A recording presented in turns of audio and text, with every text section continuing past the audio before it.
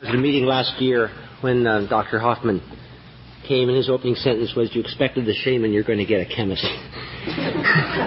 When I was first asked by Dr. Robert Gordon McCutcheon to come here tonight and talk about whatever I wanted to do, my first impression, as long as I allowed my first impression, was to decline. I had, after all, I am a student of chemistry and of pharmacology and not really a student of philosophy and religion. And I felt I had probably contributed as much as I could last year when I took chalk to blackboard and drew hexagons and tryptamine rings and gave my impression of what on a molecule caused it to do what. But my wife intervened. Why not tell them just why you do what you do? It got me launched into an interesting question. I never had actually spoken to myself and said, why do you do what you do? The flippant answer is always at hand. Well, one does it because it's there to be done. The Mount Everest routine. I climb the mountain because it's there to be climbed. But that is, of course, not the reason I do the research I do. Whenever this question would come up in a seminar or during a panel discussion, I'd place special emphasis on the word psychotomimetic. The word has been used quite a bit today. A term that is usually used by the scientific community when they wish to speak about the psychedelic drugs. The term psychedelic does not find a good audience in the psychiatric or in the chemical or in the medical literature. It carries a meta-message of drug use, drug encouragement, drug proselytizing, and as a result, the word's not often encountered. In its origin, as was pointed out, it comes from psychoto, meaning in essence psychosis, and mimesis, meaning the imitation of. And this indeed is a term that very early in the work in this area that had been given these materials because they had been cast in the role of causing syndrome, causing symptoms that would reflect the character of mental illness. And it's felt by studying the effects of these materials in normal subjects, you might be able to glean some insight as to the mechanisms or at least the descriptions and definitions of this syndrome when seen in people who are spontaneously ill. This explanation, the search for new psychotomimetics, for materials that would be more exacting in definition of psychosis, is completely logical in that most of the hallucinogenics, the psychedelics that are known, can be classified into materials that are indoles, and there are many in this area, the tryptamines, the more convoluted carbolines, LSD as an ergot-type indole, or it can be classified as phenethylamines. And there are perhaps some 3 or 4 score that are in this classification. The analogs of mescaline compound that's been mentioned several times, or the substitution variants of mescaline, or the alpha-methyl compounds that have given rise to materials that are lumped chemically together as the amphetamines. And there are 2 principal neurotransmitters in the brain. One is an indole, and this is serotonin. One is a phenethylamine, namely dopamine. And it's very desirable from the point of the neurochemist to find pigeonholes that can classify things. Here we have a group of psychedelics that are all indoles, and we have a neurotransmitter that's indolic, serotonin. Here's a group that are all phenethylamines, and we have a neurotransmitter that's a phenethylamine. All we have to do is understand why all of these work here and all of those work there, and we shall now know how the neurotransmitters work in the brain. And once we know that, we'll be able to cure mental illness. Well, it's an appealing, and it has not been a particularly rewarding classification. And the explanation, beside being logical, is quite safe, because it's an unthreatening explanation. It's easily accepted by the academic and the administrative community. But the explanation is still not the explanation of why I do what I do. My work is indeed dedicated to the development of tools, but tools for quite a different purpose. And here's where I want to get quite away from chemistry and into some of my own personal thoughts. I'd like to lay a little background to establish a framework for these tools, and in part to define them, and in part to give emphasis to an urgency that I really feel associated with them. First, I am a very firm believer in the reality of a balance in all aspects of the human theater. When there seems to be a development, a move that away, somehow, very shortly, or almost in concert, there is a move this way that keeps things in some delicate balance. If there must be a dichotomization of concepts into good and evil, then all good seems to contain its unexpressed evil, and all evil is unexpressed good. Within the human mind, there coexists the eros, the life-loving, the self-perpetrating force, with the thanatos, the self-destructive death wish. Both are present in each of us, but are usually separated by a very difficult wall, a very difficult to penetrate wall, the unconscious. One definition of the tools I seek is that they may allow words of a vocabulary which might allow each human being to more consciously and more clearly communicate with the interior of his own mind and psyche. This may be called a vocabulary of awareness. A person who becomes increasingly aware of, and so begins to acknowledge, the existence of the two opposite contributors to his motives and decisions may begin to make choices which are knowledgeable. And the learning process that follows such choices is the path that leads to wisdom. But just as there is a balance within the mind that needs establishment, there is an interesting record of balances of the same sort in society. Let's look for a few minutes at some of the coincidences that have kept our human race in a rather precarious balance. Throughout the early centuries of the current millennium, there were carried out some of the most viciously inhuman wars that were known to man, all in the name of the forces of religion and the horrors of the Inquisition with its lethal intolerance of heresy. And yet it was during these dark years that the structure of alchemy was established. Not to change base metals into noble ones, as is often thought, but to acquire knowledge through the study of matter. The work of the alchemists extended up to the age of enlightenment, with the urges of rationalism and of skepticism. And it was always directed toward the learning process. The reward of alchemistic effort has been simply stated as the effort to achieve the transmutation of base metals into gold. But as Ralph pointed out just a bit ago, this is not the actual reward. The value was the doing and the redoing and the redoing of the process of distillation, of sublimation, of condensation, of precipitation.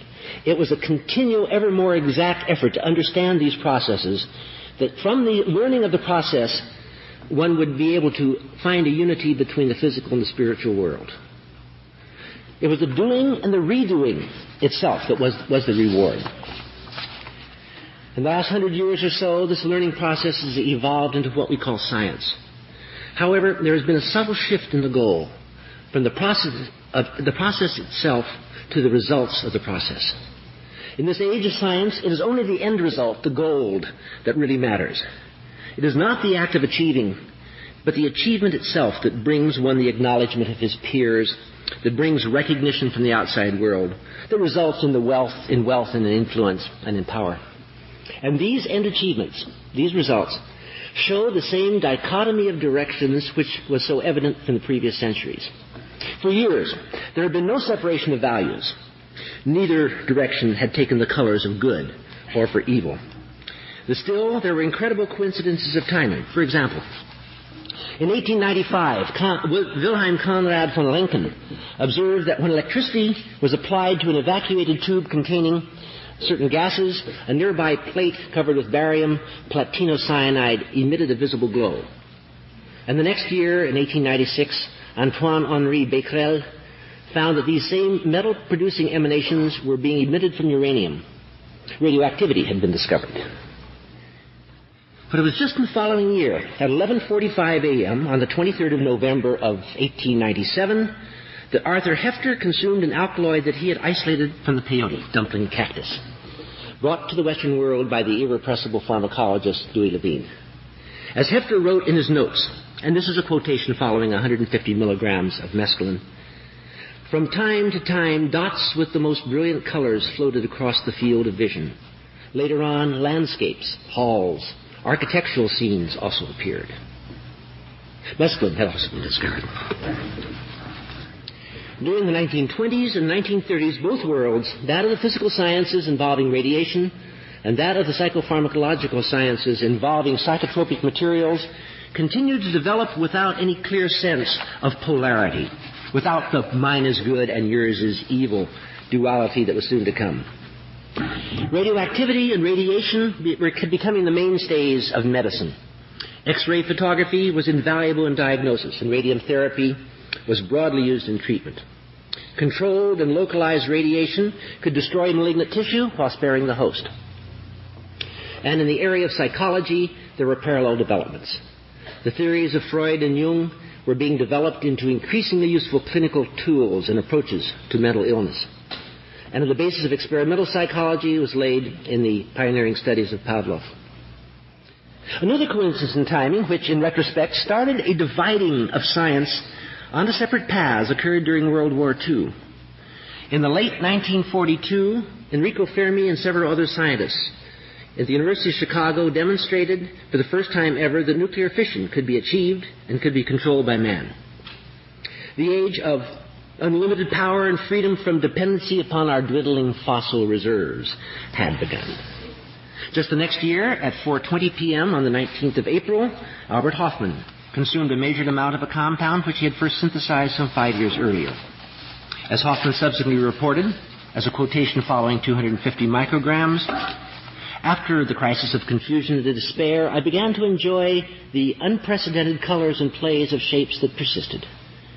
Kaleidoscopic, fantastic images surged in on me, alternating, variegated, opening and closing themselves in circles and spirals. LSD had also been discovered.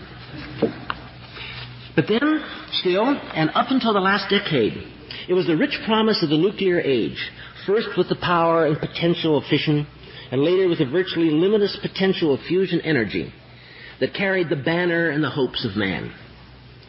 And the area of the hallucinogenics was categorized as negative, psychosis-imitating, psychotomimetic. It was not until sometime in the 1970s, that a strange and a fascinating and a rather frightening reversal of roles had took place.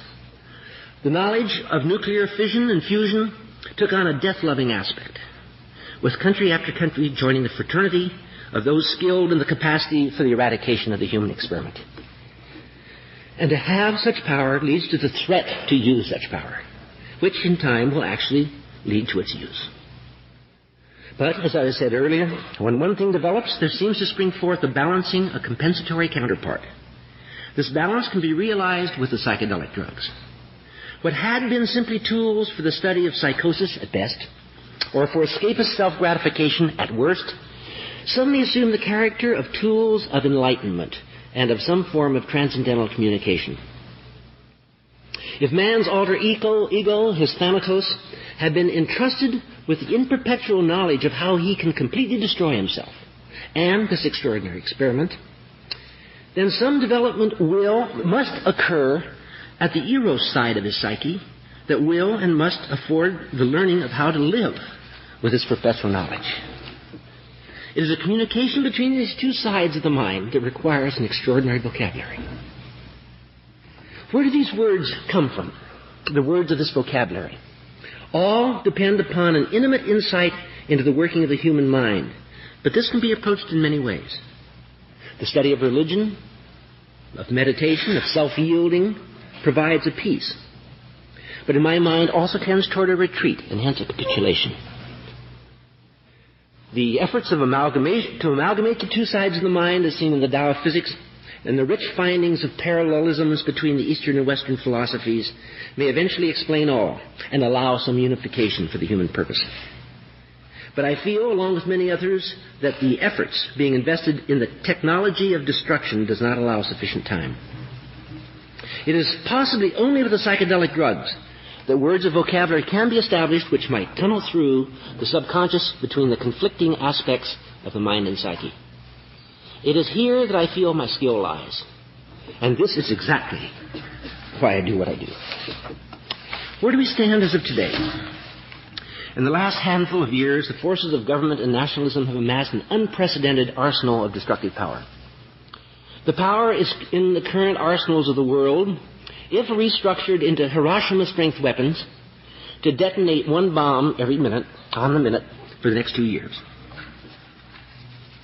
And the rationalized need to do so is becoming manifest at a frightening pace. But in the last handful of years, a number of tools of communication have increased at a like rate.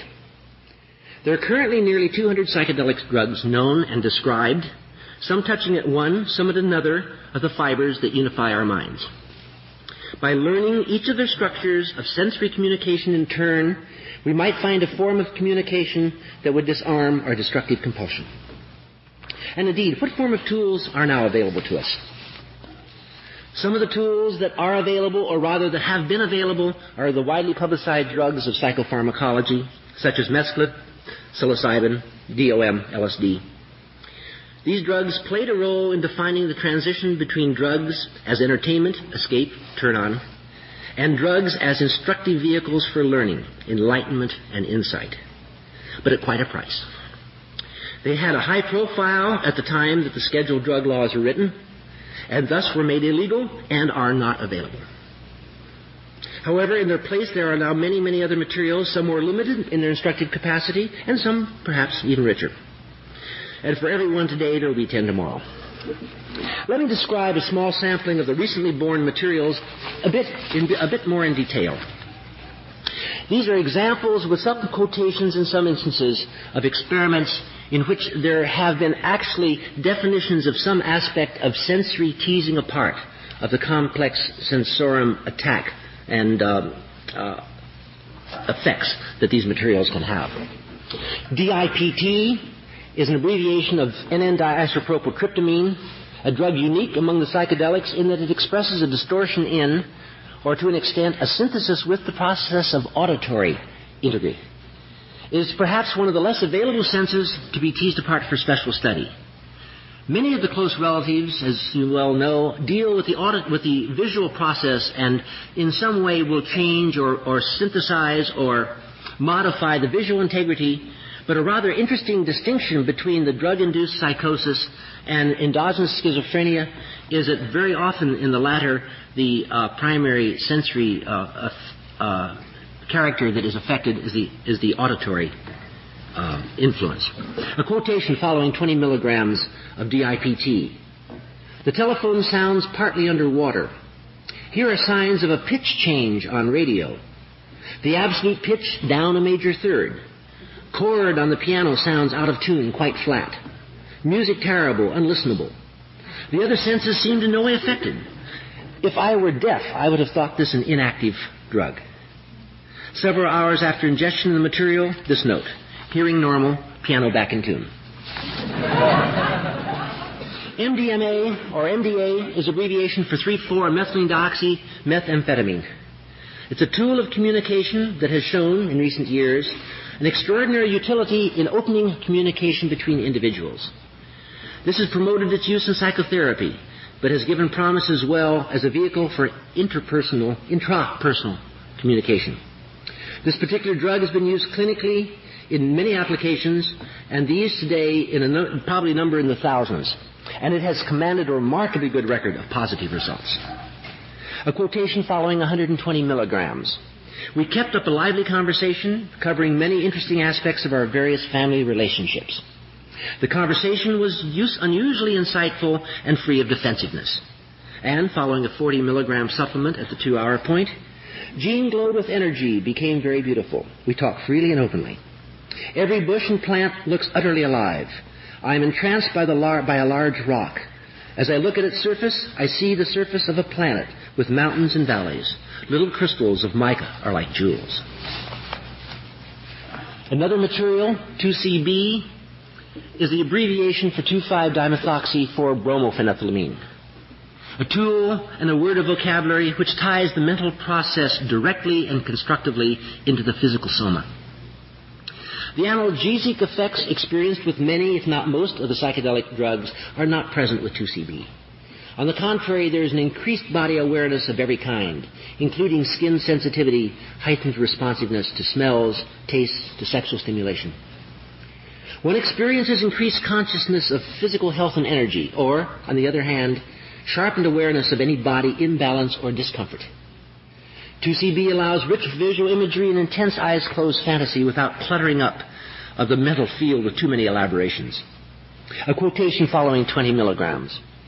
Along with the awareness of the body and the ability to deeply enjoy the fact that one is a physical as well as a spiritual being, the experience of 2CB allows exploration as far as one needs to go.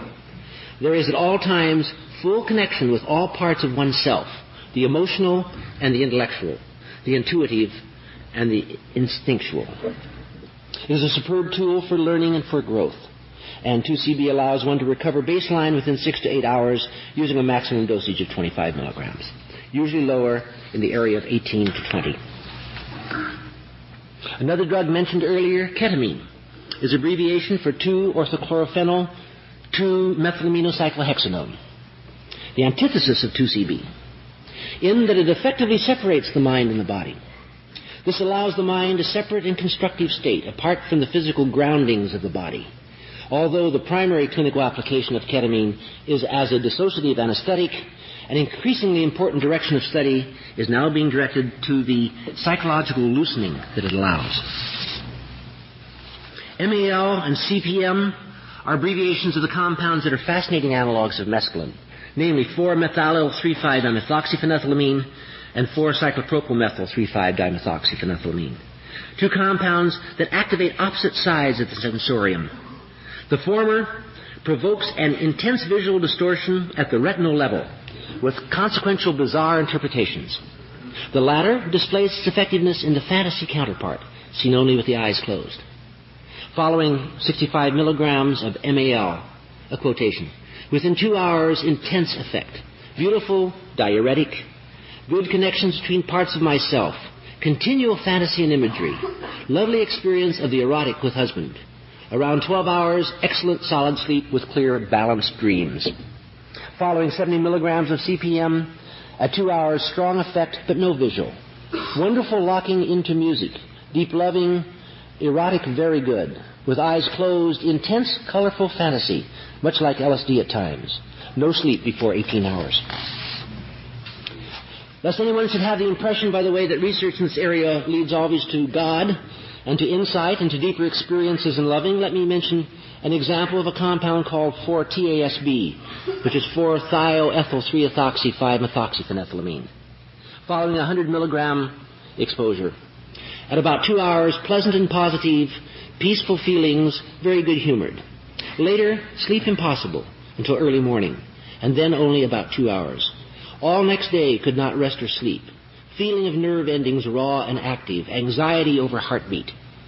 Frightening effects on nervous system. Depression, back of neck sore from tension. My first experience of being able to detect what felt like continual electrical impulses between nerve endings. Had the impression that if I allowed the wrong sequence of images to flow in my mind, I might experience some sort of convulsion, or at least a kind of mental shock or sorting out. When I tried to sleep, eyes closed fantasies became intensely negative and threatening. I could not smooth out the nervous system. Felt very vulnerable. Do not repeat. Alpha-O-DMS is abbreviation of 5-methoxy-alpha-methyltryptamine, an analog of a neurotransmitter serotonin that has been tailored chemically to allow it to enter into the CNS, into the brain. It is a very potent indole psychedelic that touches closely on those areas involved with primal energies. Several researchers experienced dreams of catastrophic events after exploring this material. One researcher, however, had a dream which involved as a complete science fiction scenario. He found it absolutely enjoyable and is still thinking of writing it up and sending it into a publisher. These are only about a half a dozen or so of many scores of fascinating compounds that are now available for the study of this developing vocabulary. This is where we are at the moment. Some materials show incredible promise, and some suggest caution. But what might we expect to emerge in the future? Let's look at the past history of other areas of psychotropic chemistry. A few decades ago, it was marveled at that drugs such as the opiates, including morphine and heroin, meperidine, could have such an exacting influence on the brain's integrity. Then it became known that there were natural factors in the brain that had these actions, and that there were specific sites in the brain that were pre-designed to respond to them. There were the enkephalins and their fragmented portions known as the endorphins, which were derived from the cephalic process and related to morphine. These met a person's need for the suppression of pain. Perhaps there are enkadelics from the psychedelics, and specific N-escalins from mescaline yet to be discovered that might relate to these communicative factors, which might be the natural which might be connected and eventually related to the natural receptor sites in the brain for transcendental communication. Their structures may someday be known. Their functions may someday be understood. There are a multitude of tenuous threads that tie together the fragile structure of the human spirit. The life-giving with the death-demanding side. The exalted voice with the mundane. The strongly centered self with the drive toward dispersion and loss of center.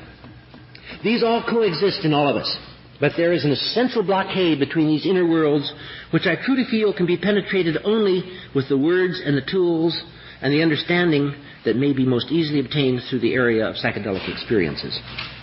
William Blake said in The Marriage of Heaven and Hell, "Man has no body distinct from his soul, for that called body is a portion of soul, discerned by the five senses. The chief inlets of soul in this age, energy is the only life, and is from the body, and reason is the bound or outward circumference of energy. Energy is eternal delight." These are responses to a heartfelt need for some vocabulary, to allow the establishment of a dialogue that might diffuse the accelerating mad moves toward extinction. My personal philosophy might well be lifted directly from Blake. I must create a system or be slaved by another man's. I may be wrong, but I must do what I'm doing. And I will do what I can as fast as I can.